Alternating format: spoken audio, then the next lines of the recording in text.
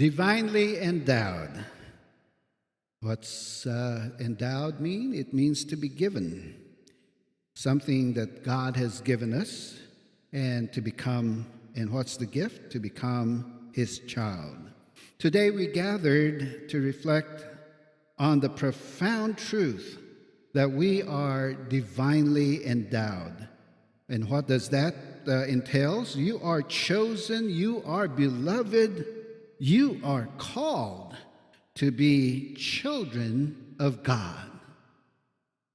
Now, this is not merely a status or title, but it's a living reality.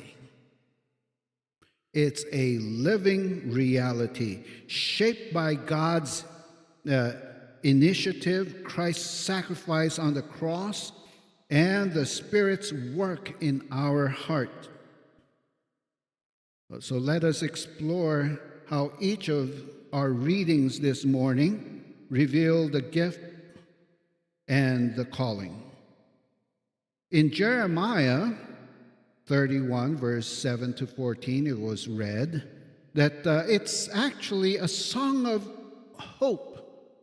It's Jeremiah's prophecy. There are people who are exiled in Babylon, and Jeremiah wrote to them and say that there is hope for you who are exiled. God's promises to gather the scattered, to bring them home with joy and abundance. The blind, the lame, the expectant mothers, all are included in this restoration. This divine restoration. God's love is not selective. It reached the broken, the weary, and the lost. We see that being a child of God begins with God's initiative, God's call. God gathers and God restores.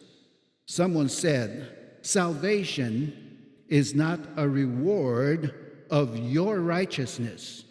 Doing good and being righteous before God, that's not a reward of our righteousness.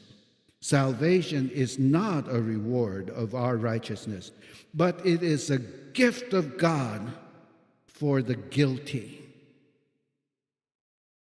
We are guilty before God, and it is the gift of God, included in that gift His mercy and His forgiveness in Jesus Christ.